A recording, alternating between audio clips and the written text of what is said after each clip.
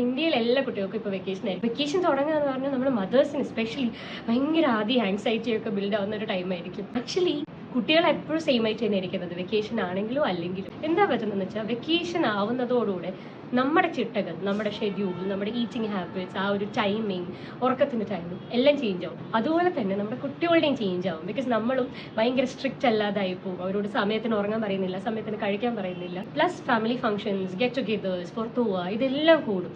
അപ്പം മൊത്തത്തിൽ കുട്ടികളുടെ യൂഷ്വൽ റുട്ടീൻ ആകെ അവതാളാവും. അതുകൊണ്ട് തന്നെ ചെറിയ കുട്ടികൾ specially over stimulated, cranky, sleepy, hungry, അങ്ങനെ പല ഇതിലൂടെയും കടന്നുപോയിരിക്കും. ഇതൊന്നും നമ്മൾ ആലോചിക്കാതെ നമ്മൾ ഡയറക്റ്റ്ലി പറയുന്നത് അല്ലാ വെക്കേഷനായി എന്ത് ശല്യം വെച്ച് നീറ്റ്, എന്ത് ഹൈപ്പറാ, ഒതുങ്ങിയിരിക്കൂല, പറഞ്ഞാൽ കേൾക്കൂല എന്നൊക്കെയല്ലേ. കഴിഞ്ഞ ക്രിസ്മസ് വെക്കേഷന് ഞാൻ റൂഹിയായിട്ട് എക്സ്പെരിമെന്റ് ചെയ്തൊരു സംഭവമായിരുന്നു. ആ ഒരു സ്കൂൾ ഷെഡ്യൂൾ സെറ്റായിട്ട് തന്നെ ഇരിക്കുമ്പോൾ അവരുടെ ക്രാങ്കിനെസ്, ടാൻട്രംസ് എല്ലാം നമുക്ക് ഒരു ലിമിറ്റ് വരെ കൺട്രോൾ ചെയ്യാൻ പറ്റും.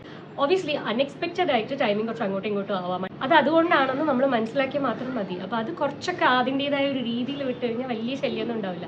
അല്ലാത്ത ദിവസങ്ങൾ കഴിയുന്നത്ര നിങ്ങൾ ഷെഡ്യൂൾ ഫോളോ ചെയ്യാൻ നോക്കുക. ഓൾസോ കഴിയുന്നത്ര നമ്മുടെ മൂഡൊന്ന് സെറ്റാക്കാൻ നോക്കുക. കഴിയുമ്പോഴെല്ലാം അവരുടെ കൂടെ കുറച്ച് കളിക്കാൻ നോക്കുക, കുറച്ച് ടൈം സ്പെൻഡ് ചെയ്യാൻ നോക്കുക. ഇതെല്ലാം ചെയ്യുമ്പോൾ തന്നെ കുറച്ചൊക്കെ നമുക്ക് അവരുടെ പ്രശ്നങ്ങളും നമ്മുടെ പ്രശ്നങ്ങളും സോൾവ് ചെയ്യാൻ പറ്റും. ഹാപ്പി ആയിട്ട് സമ്മർ വെക്കേഷൻസ് എൻജോയ് ചെയ്യാൻ പറ്റും.